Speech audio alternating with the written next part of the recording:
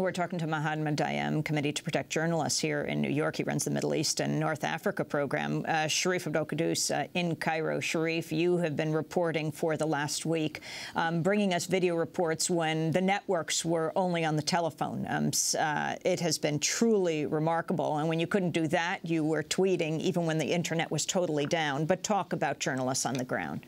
I mean, let me just say, Mohammed is exactly right. I mean, the crackdown on journalists here is severe, and it is continuing. When we first arrived here, we were proudly announcing we were journalists, where we would go and it was fine and we'd carry our cameras and go in. Now that is not the case at all. We hide our cameras when we're walking around. Today, when we got past an initial checkpoint, they did not let my colleague Jackie Suin of Big Noise Films in with a flip camera, but we managed to get it in anyway. And so there is a real crackdown. We also almost got taken in the other day when we were coming back from within Tahrir. You know, a mukhabarat-looking guy, along with an army guy, started asking us questions, asking us for journalism credentials, which we've never been asked before, and we are very, very close. I heard the army guy in Arabic say, "Take them in," and it was only, you know, we kind of talked our way out of it. So I've also spoken to a camera person who has been detained twice, and the second time they went through all his footage and started deleting stuff from his cards and copying other footage and copying photos. So there's a real sense of a crackdown on journalists, a crackdown especially on Western journalists and on Westerners in general. I mean, the vibe here is the atmosphere is darkening, and you know, this is typical of the Mubarak regime. It's the kind of clampdown on any kind of coverage at all. I think they realize the fewer eyes that they have here on what is happening, the better. And damned be their reputation in the international community. They're just you know, doing this regardless of who it is. I mean, I heard that Christiana Amanpour almost came under attack one day. So, you know, and she's a very well-known figure. So it is getting more and more difficult to report from Cairo. Mohamed Dayem, the U.S. government, have they been in contact with you? I mean, the call of many of the protesters to stop supporting the Mubarak regime, and then you have many American journalists who have been attacked. Yes, well, we have been in touch with the U.S. government. We have provided the U.S. government with the most comprehensive list that we can of the names of all the journalists, both local and international, that have been detained, harassed, beaten, or otherwise prevented from reporting the news. It is my understanding that they are in constant contact with the Egyptian authorities and that they're advocating on this issue. And before you go, Al Jazeera's offices attacked repeatedly, if not physically attacked, which they were, even yesterday, even when they were saying that now things are peaceful. Also taken off the air, not allowed, you know, wasn't being broadcast. And then, though, you have the media blackout in the United States. Al Jazeera English, you cannot get it unless if you live in Toledo, Ohio, or Burlington, Vermont, and your cable station will run it. This could mean a breakthrough for Al Jazeera in the United States, since so many people are desperately trying to get information from it.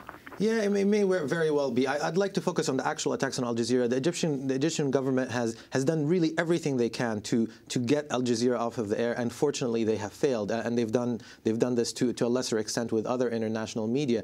They've attacked the journalists on the streets. They've detained some of these people and held them in secret locations. By the way, we just got news that 2 of Al Jazeera's journalists in Cairo have been released. They were detained by Correct. Yeah, they were released about an hour or 2 ago, and they've continued doing that. And they're sort of looking at Al Jazeera and these international outfits as one end of the spectrum, and they're looking at the state-owned media as the other end of the spectrum. On state media, as we speak right now, there are people on TV and on radio describing an American, Israeli, Hamas, Hezbollah, Iranian conspiracy. I mean, it just doesn't add up. No matter what planet you live on, frankly, this does not add up. It just doesn't work, and it's not working, and people are not buying it. People now, I've been talking to people in Cairo, and when they're exhausted from the news, they switch to Egyptian state television to have a quick laugh before they go back to real news. That's actually what's happening on the ground in Egypt right now.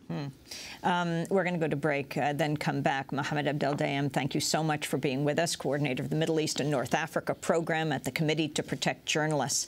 Sharif Kouddous on the line with us from Cairo, as he has been for more than the last week. When we come back, we're also going to be joined by Professor Rashid Khalidi, talking about the significance of the uprising in Egypt and Tunisia for the whole Middle East, particularly, though, Israel and Palestine. And we welcome all of the thousands of people who are watching right now at democracynow.org, who are joining us from Pacifica Radio, from Link TV, from Free Speech TV. And I hope you'll join us on Facebook and send us where your radio station or television station is broadcasting Democracy Now! Big shout out to our friends at MNN, Manhattan Neighborhood Network, that's broadcasting this full 2-hour special. Tell your stations to run Democracy Now! We'll be back in a minute.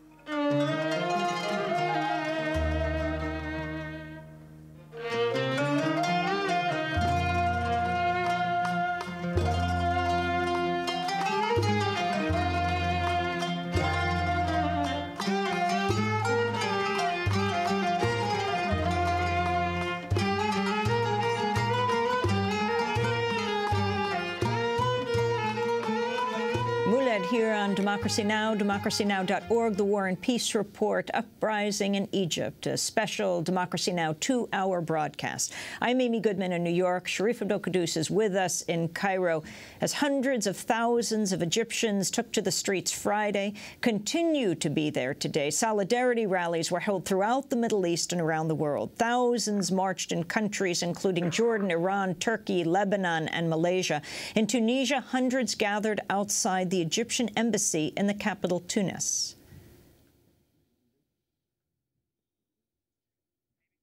Meanwhile, in France, dozens of people protested outside the Egyptian embassy in Paris to call attention to the Mubarak regime's crackdown on journalists. Some activists breached a security barrier and hung a banner from the embassy reading, "We're killing news here."